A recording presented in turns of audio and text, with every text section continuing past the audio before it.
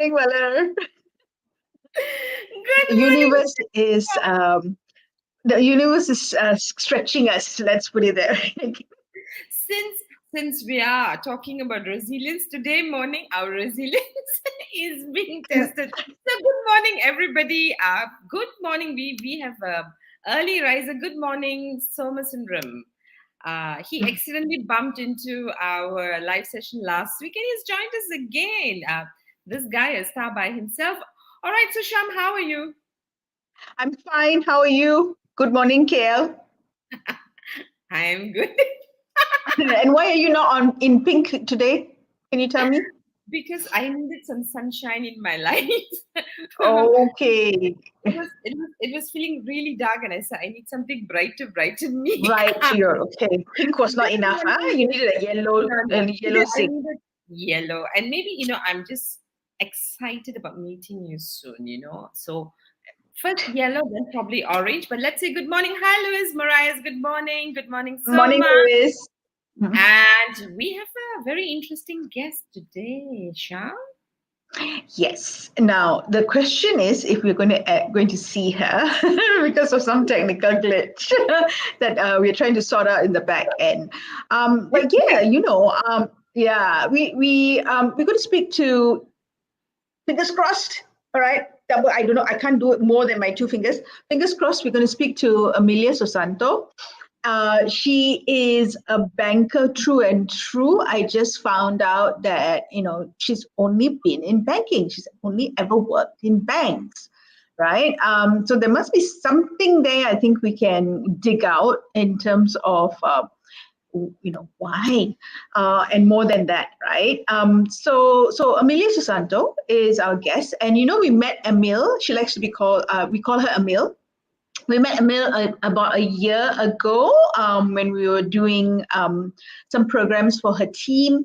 And one of the things that struck me, and I really was, I'm amazed, I'm still amazed, and I'm also very, very grateful, the fact that she was so involved in that development process that we were going through with the team, right? She was very vested. She put in time and effort at every session to, come in and talk to us before the session, give us her take on it, and then after the session, go through debriefs and things like that. So it's a woman very vested in learning and development, I think in growth, not just for herself, but for her team. That's Emil, and is she on the backstage for us? She's good. She's good. Okay, very good. Wow. Good morning. Good morning. Thank you for trying so hard, and thanks for arriving in Malaysia-Singapore border safely.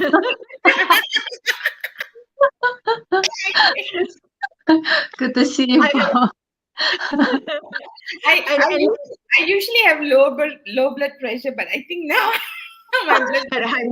Yeah, I was just going to say I've never seen Malar so flustered.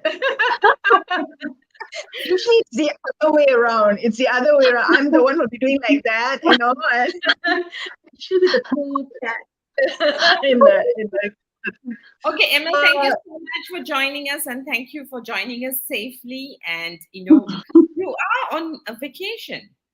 on holiday. No, Yeah, I was going to ask. not at all. Not at all. Okay, Yeah, so actually, yeah. Sorry, So you're about- actually, I have a regulatory audit in other cities, so I have to go to Bandung, so West Oh. Java. Yeah. Oh, So I'm in okay. Bandung now. Yeah.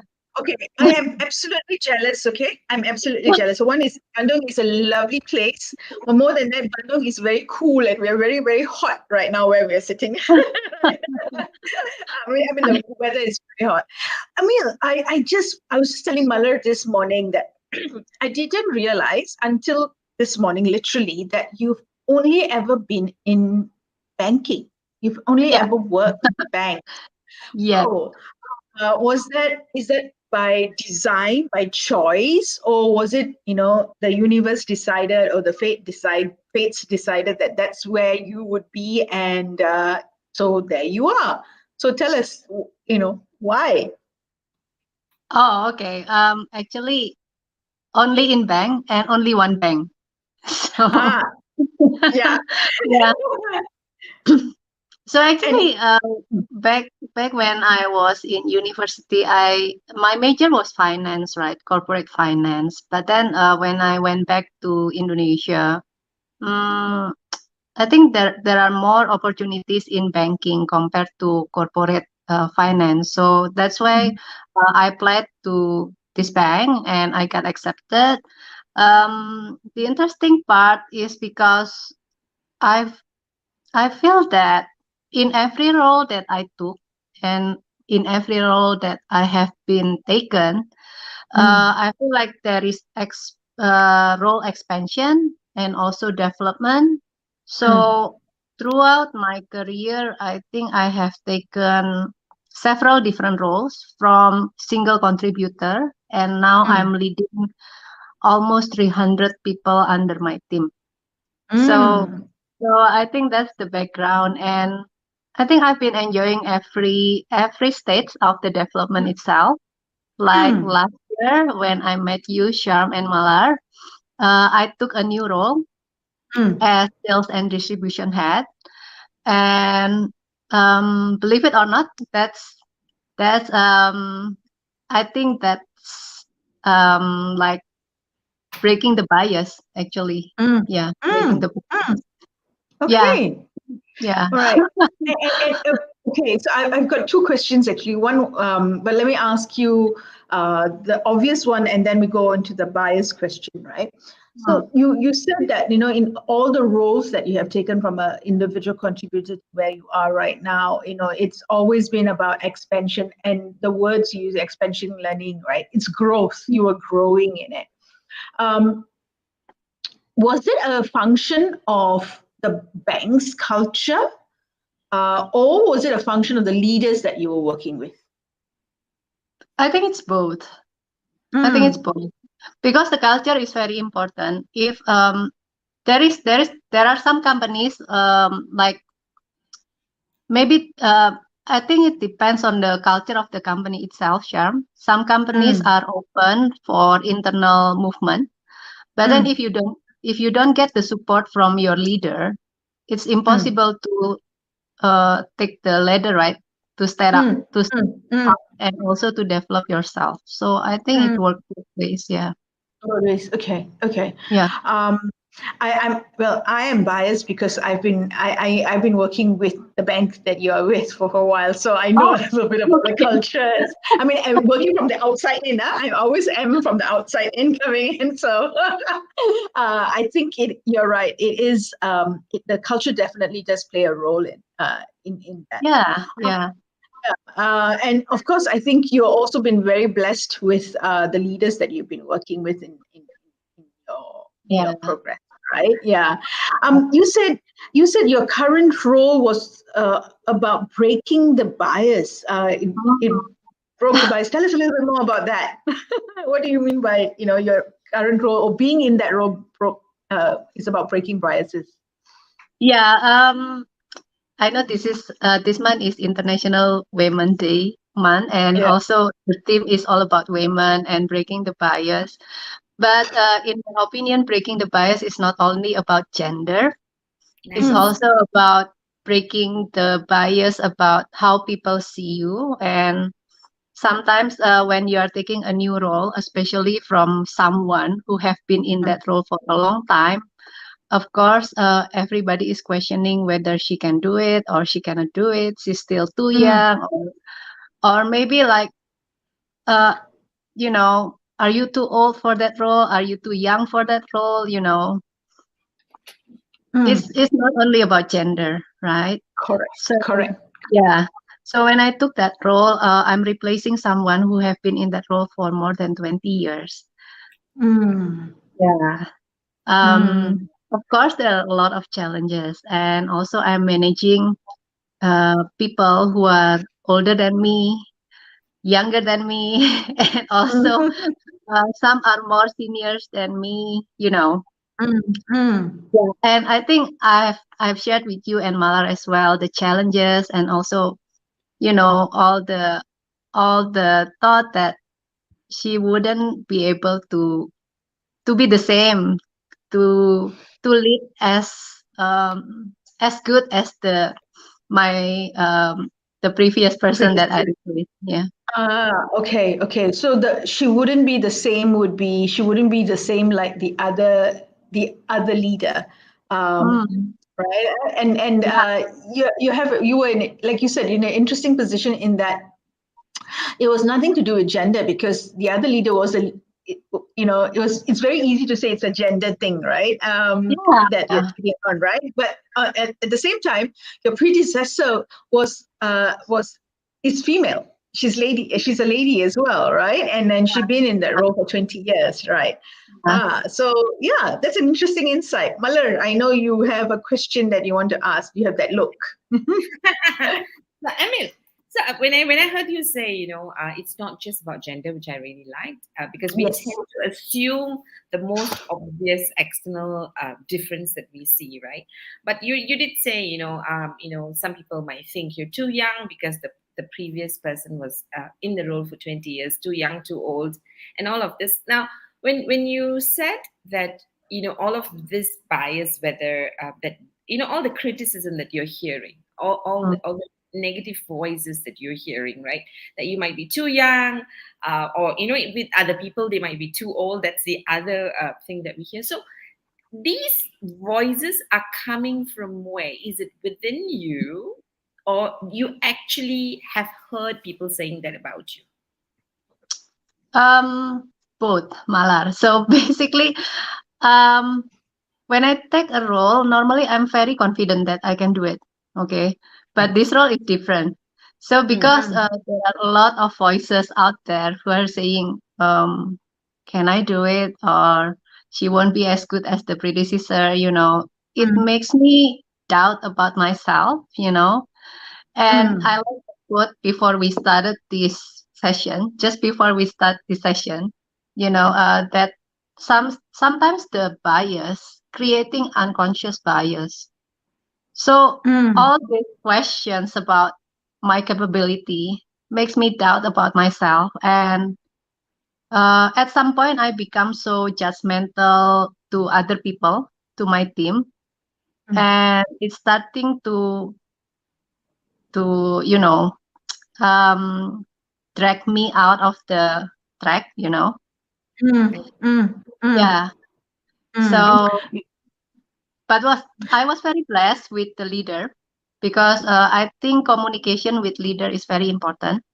So I talked to him and then I said, I got this issue, questions about my capability, and also I think I need some advice, and also I need some support. So Mm, to to talk and to admit that we need help from our leader, and also from for me, my support system is also my HR team. mm, So, and also they connect me with how about if we create a training like to engage with the team? And I met you both, Sharm and Malar, and I learned a lot throughout the process about building trust and also engage with the team and getting back on track, like what is the purpose that I'm here, what is my goals, and what I want to do for the team, not only for myself. And yeah, I think everything goes back on track from there, Mm. Mm. like sometimes you Sorry. focus on what you can control and Mm. focus on your goal. Mm. I think everything will work around. Okay. Yeah.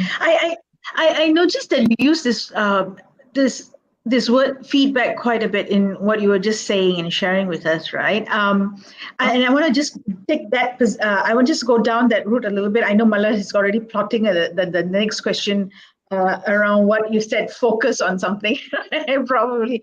But I noticed that you, and it's also my experience that you look for feedback or you ask for feedback. You're very comfortable asking for feedback, and you're also very comfortable giving feedback, right? So it's almost like a balance, right? For you, feedback is, for me, it seems to me that feedback is important to you. And so my question would be, is this a natural thing, that you have been doing? Is it something that you developed because of an experience? Why is it so? Why is like you automatically look to your leader and said, I want to have a chat with you, right? You had a chat with us after knowing us for a very short period of time, right? You had a chat with us as well, and I'm sure, and you had many chats with us regarding several different things, which all got to do around feedback. So Yeah. so why or how did it become, a tool or something that's important for you? Well, I think getting feedback, especially honest feedback, is very, very important. Very important in terms like, rather than hearing this and that, and you don't know whether it's true or not, it's better to ask. Sometimes we assume, right? Okay, because she says this, because I heard from someone that she's talking about me, I would rather come to that person and ask, is that true? Or throughout my, I think, 18 years of careers, I think feedback is very important. And it has been culture of the company as well to get a feedback. And it's not just from or two person in our annual performance review. We call it 360-degree feedback, Yeah. And in and I believe feedback is one of the key component which enable me to be where I am now, and part of my succeed, because feedback can be constructive if you take it positively and also to act on it. You're very comfortable with feedback and you're very confident with feedback. Yeah. You are very comfortable and confident with feedback. Yeah, Malar, and over please, to you. managing 300 people, you will get a lot of feedback. You ask for it. But what I realized working with Emil is this, right? Usually as vendors, when we go into a meeting, typically we often, when we go into a meeting, they're going to give you what they call constructive and negative feedback, right? Usually it's when you've done something not well enough or not good enough. So like you're just waiting. So every time it's like, very seldom clients will say, let's have a meeting because you've done well. Right? But what I realized with you also, I'm going into this meeting and like, okay, going to go, I don't know what they're going to say, and I'm expecting a constructive feedback, and what you do is that, because we did a long-term development program, and what I realized is that I became a lot more comfortable because I know that you would address what went well, and if sometimes Mm. things went well, the conversation was about things went well. And what I took back working with you guys, your culture is that feedback is actually safe, because whether you tell me positive or negative, constructive or not, you are actually telling me the truth, and I feel Mm. safe coming into your space. And that's a Yeah, feedback I want to give, both, I mean, to you and to your culture, right? Because yeah, you exhibited what it means to create a safe psychological safety culture. yeah. But then you have to prepare yourself, yeah, Malar and Sharm, and next time to get constructive feedback, as you Yeah, said, and Mm. yeah, also the positive one. Accepting a positive one will be very, very easy, right? Constructive one, not very. But after Mm. sometimes, and if you can take what is she trying to say, or what is he trying to say, and what can what is the positive thing that I can take out of it, I think it will do good, yeah, Mm. yeah. Mm. Yeah, I think the Mm. context, I think what you do with your communication, in this difficult conversation, is that you really spend a lot of time. You give enough time in giving context, was my experience, because you would have thought about it. And so when you come in, there's a richness in the context that you're giving, that it's focused on the context more than whether it's positive or negative. And Yeah, it's not always correct. about moving forward. So I felt that, you really, I think I've said this to Sham a couple of times. I said these group of leaders are really a different breed, right? As I say that, Mashi has come in to say hello to you. She said, "Well done for this session, Emil." Right? I'm so used to calling her Thank Mashi now. I can't call her Marshall I- Bian. Sure. Yeah. Yeah. Um, Something that makes me curious about you, right? I mean, I've always seen you in the Zen mode, right? You're always Yeah, Zen. she's so zen, she's so in the, yeah, you're In the almost Zen. annoying and irritating, Even when she's highly stressed, she's in the Zen mode, Yeah, right? yeah, yeah, it's so zen. Yeah, right. Yeah, and what caught my attention just now when you were talking about self-doubt, the voice inside and the voice that was outside. See, so what I'm getting from you is that I think we all get into the spaces when we get a role, any assignment that we're not sure whether we can meet the expectation. So where we Mhm. think we are, and where we think the expectation to meet the role is, and that's, I think that's a good space, because then what you do is that you sort of size up and say, okay, what do I now do I bring down the expectation? Do I grow? Right? So we're doing some of that stuff, right? But I think what was interesting for me and what's very courageous is that here you're going to your boss and saying, look here, you've promoted me. I must be good. I don't know. I must be good because I'm promoted. But I'm having all of these voices, both external feedback and my own voice, right? And Uh-huh. self-doubt is something a lot of us struggle to tell the most important person, which is your immediate superior, Yeah. because you want to be confident with that person, right? You want to put on this facade that I can do this. So it's not about whether I can do, but there is a doubt creeping into me. And you decided to speak to your immediate superior. Now, what what were you telling yourself? What courage? What sort of things you're saying to yourself, and what sort of courage do you hold? Because once you worried, and very often we're worried about what will my boss think about my capability when I don't seem to believe in my own capability. Yeah, Mhm. tell us what Oh, was right. okay. Yeah. All right. I think since the beginning of my career, I'm lucky enough to have supervisors who always, being supportive. Okay. And I think what I want to tell to everybody here, it's okay to be not okay, And sometimes we are very vulnerable, right? As a leader, because we are also human and we have emotion. Sometimes we are tired. Sometimes, there are a lot of burden that a leader should carry. So I think talking to our supervisor is very important. Communication and being open. Telling your boss that you need help or you need support doesn't mean that you are weak or you are not be able to do your job properly. You know, instead, my goal is his goal, right?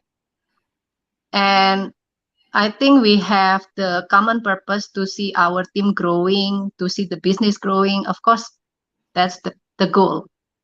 But along the way, there is a process. And especially when you are new to the role and you need to adapt, the team need to adapt. I think that's the critical process there.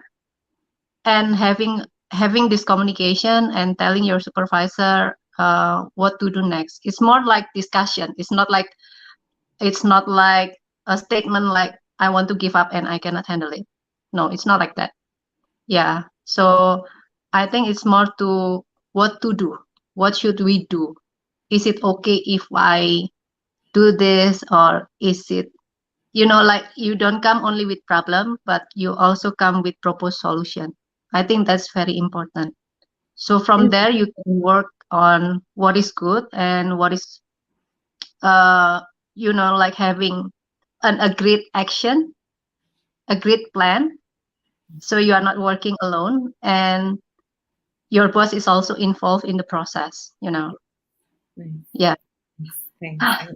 So if for audiences who are listening, people who are probably also experiencing self-doubt, because we hear this and we read a lot about self-doubt and we pump ourselves with confidence. We feel that I need to pump energy so that I believe in myself, right? And what I'm hearing from you is that it's not lack of belief, but your self-doubt creeped in because you hear voices inside and outside.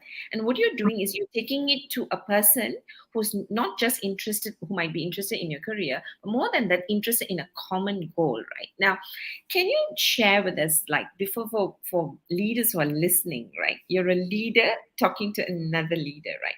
What are some things that you think your leader did in helping you to overcome your doubt? So what did your leader do to give you the courage to say you'll be okay to talk to me and let's co-create the solution because we are both going towards the same goal? You're contributing to my success. So what was some things that you saw that you can share with us that your leader did so that other leaders, who are listening, who might be able to also get that out of you?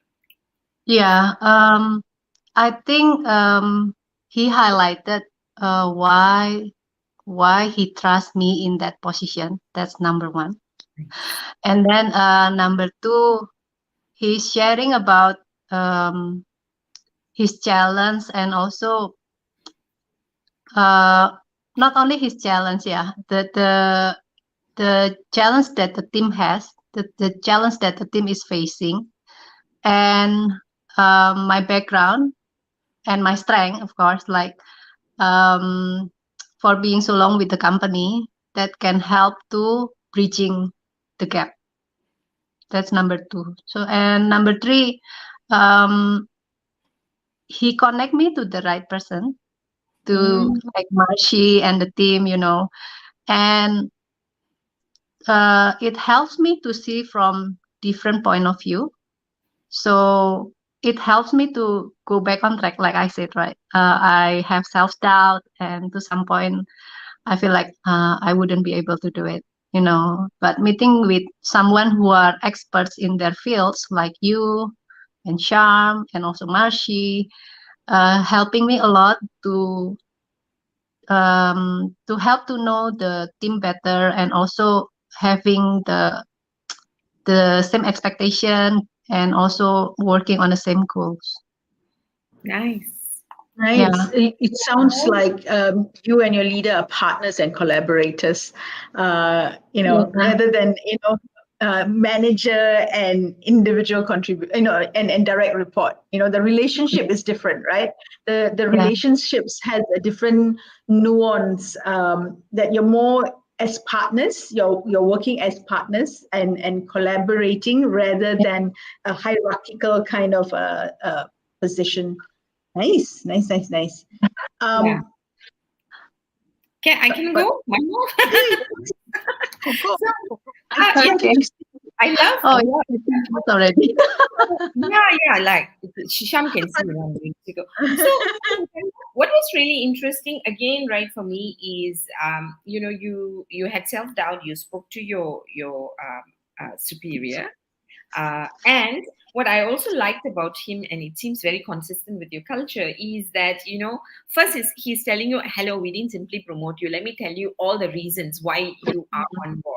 And by the way, I can actually see that, you are probably experiencing a blind spot, but let me put in the additional mirror for you to see the things you can see and you can do.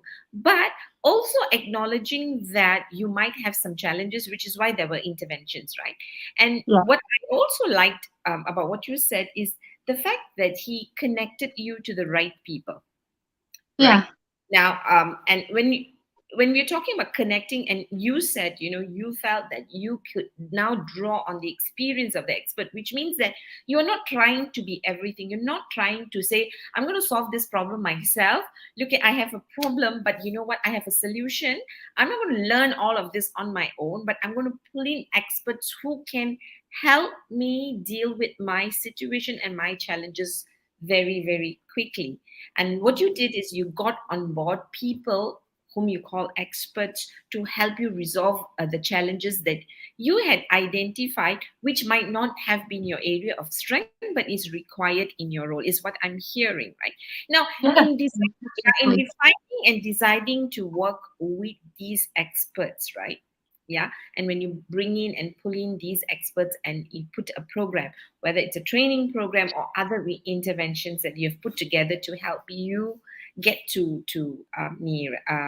back on track. You were off track, and now you've got all these interventions that you put to bring you back on track, is what I'm actually hearing, right? Which I think is fantastic, right? Now, when you were going through and picking on these experts, how did you go about deciding? How do you get these various expertise and collaborators to come together, not only to put you on track, but to put your goals on track as a leader? How did you manage that? Okay. Again, communication, Sharm and Malar. Yeah. Because working with people in different fields with different expertise requires the ability to combine, okay, to leverage as well their expertise. And then it's like putting a puzzle. So Marcia's expertise in HR field, and she knows my team very well internally from the inside of the organization. Like you and Malar can see the team from outside as external parties, right? And you can compare with other organization, like what needs to be done and what is good, what is bad, what is negative, what is positive, and like putting in the puzzle together. Mm. Yeah, until you have okay, this is what I need to do to achieve the goal and also to make the team work better. Oh, nice, Yeah, nice, nice. Now, yeah. what was your, like, if you think about, if you go back to when you first started, right? Because we had this Emil whom we met who was thinking a lot, right? I mean, you've always been calm in meetings, but you were thinking a lot, and I appreciated the amount of details you gave us so that we understood your situation. So very often, that's the most, if you trusted us first, right? You trusted us with the information, which is why we also are able to deal with it, right? So, and if you look at, and we looked at that Emil, and then we looked at the Emil, recently, and you were, I don't know whether to say a totally different person, but your presence was, you were so calm, and there was very, your languaging was very different, right? So Mm. something, for me, something major had happened to the Emil we have met, right? Whom we always admired, and I think we gave you that feedback. But my question is this, right? If you think about your journey for where you were, having so many things that you were resolving, to being calm despite uncertainty, because the uncertainty is certain, the challenges are certain, especially with the current circumstances of running the business, right? Now, what was the most challenging crossroad you would say you Mm-hmm. faced for you to move from that stormy, chaotic situation to still stormy but anchored calmness? So, what was that major crossroad that you think major decision, major crossroad that you think you're conscious of that you made? I think okay. Is Marcy here or not? I think it's here. Okay. I think the major crossroad is when we had what we call an NLP program, like new leadership program. So that's when we have a session. It's me and my one down, and also it's like a discussion, but then our HR was there to bridging between myself and my team. So basically, my team will tell to HR what is my strength, what is my weakness, what are their expectation. But then at the same time, in that session, I can tell the team as well what is my expectation to them. So having that session open my mind. So they also respect me for my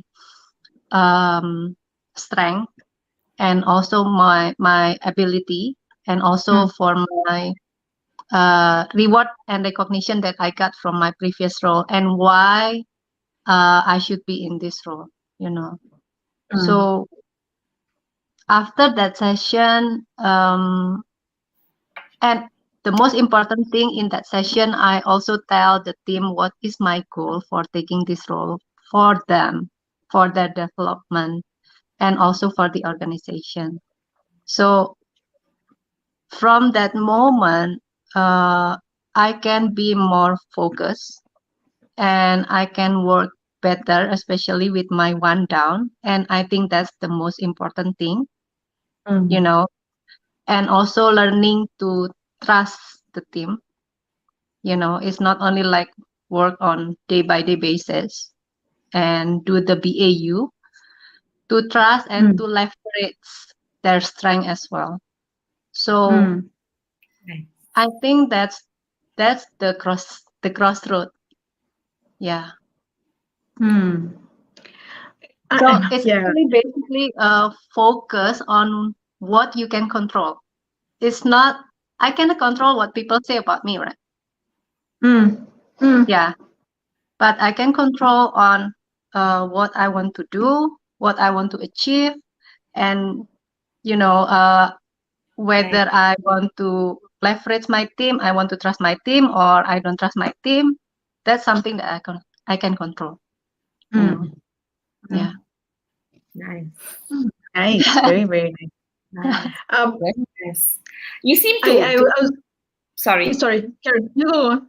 You seem Emil, what I realize about Emil is this, right? She is realigning over and over again, whether it's a conflict in values, goals, aspirations, compete. So every time you see you're going a little bit off track, you very quickly align with communication, yeah. right? I was going to say communication.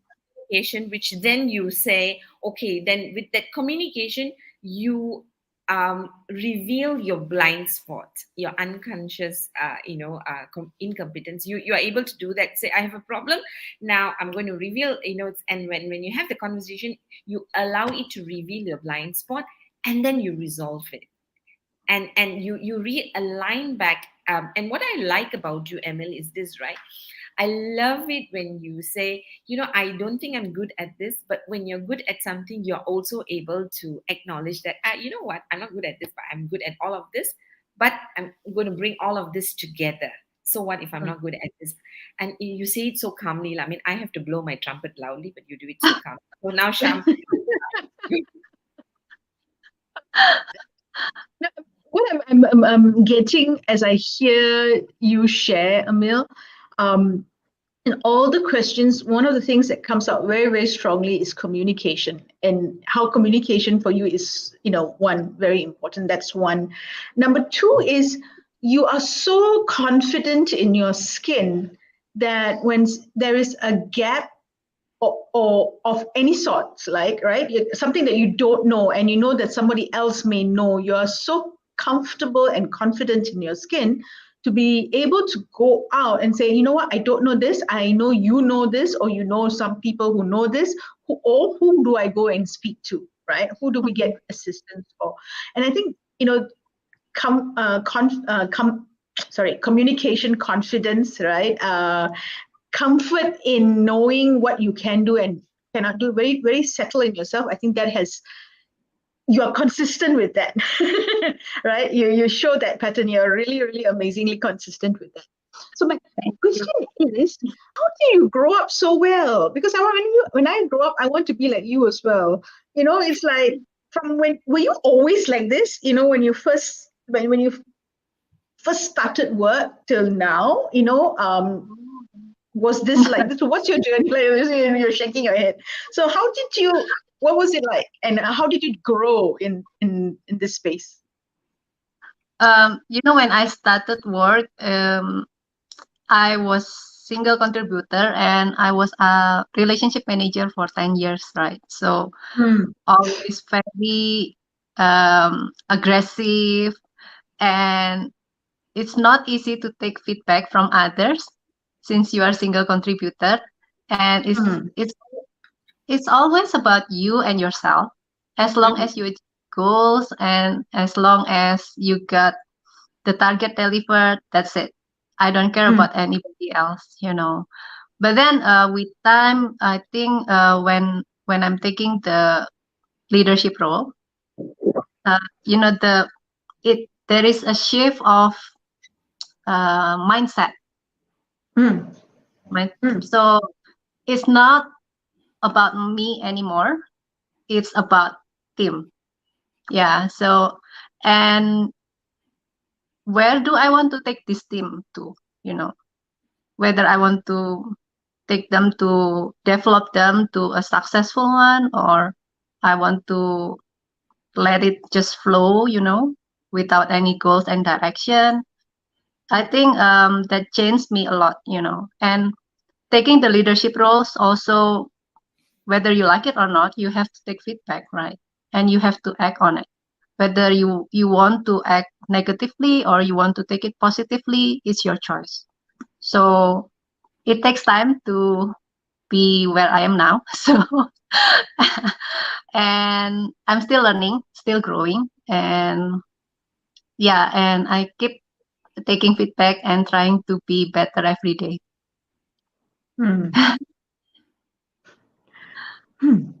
And this is just a sideline. You're a mummy of what, a 16-year-old and a 14-year-old, right? And 14, yeah. 15 and 14. Yeah. Sideline. Just suddenly remembered my 16-year-old. So Malar is shaking her head. No, my children, when my children watch this interview, if they do, they will say, I wish my mom was half as calm as Auntie Emil. Is what they would wish. They also know that wish will never come true because mommy is not aspiring to be that way. I like myself quite a lot. That's why I say I want to be her when I grow up. I'm totally like her. My 16-year-old will say, you're totally not like this as well. I want to be calm like Emil, but I want to be myself. So Emil, I want to really, really thank you because I think for me, my greatest takeaway, as a leader, I think it takes a lot of courage to say it is okay not to be okay, right? And for me, if you ask me, that's my greatest takeaway in breaking the bias, especially for women, right? Because we are bombarded with needing to be strong, and we look at asking for support. We looking at resolving issues and getting collaborators and people to help us. We see that as a weakness, right?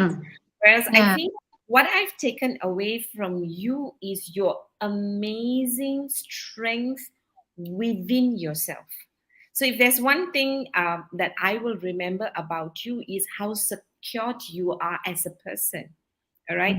You build that security as a person. And this is what a lot of leaders lack, right? A lot of individuals lack, and specifically women, because we have this ongoing list of doing everything ourselves and being this, wearing this cape of superwoman, right? You are bringing back balance to say, you know what, this is my strength, this is what I can do, and there are things I need to do but I can't do. But you know what, I know I don't have to do it myself.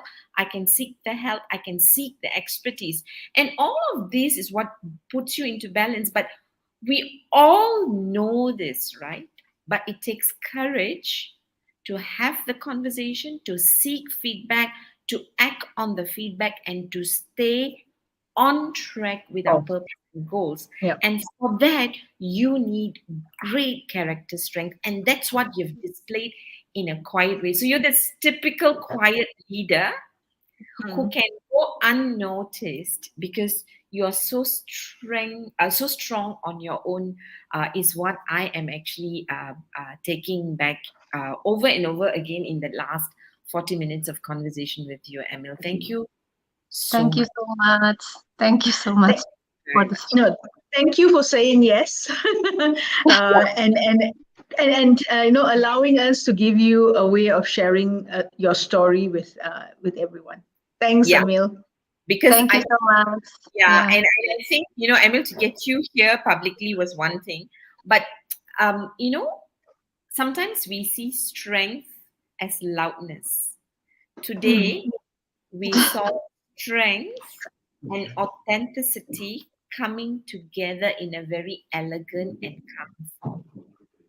And for that, I really, really want to thank you, because you've made International Women's Day really meaningful as what it means to be feminine, yet strong, and to Strong. stay in your own unique, authentic way. Emil, thank you very much. Thank you so much. I'm very glad to be here and to share my experience with you all. And thank you, Sharm and Malar. I think Most having you welcome. in the team as well at the beginning of my new role, it's really a big help and a big blessing to me. Thank you Oh, so much. most welcome. Have a good day, Emil. Have a Thank you. good day. All. Take All right. care. Thank you. Thank you very much, Emil. All right. As we say goodbye to Emil, I felt quite emotional, but Yeah, before me too. I felt Yeah. emotional. So I'm going to just thank Mashi. Mashi, thank you so much, for all these opportunities, and a shout out to Mashi, because for people who know Yes. Mashi, will tell you what sort of learning and development leader she is. Pretty amazing.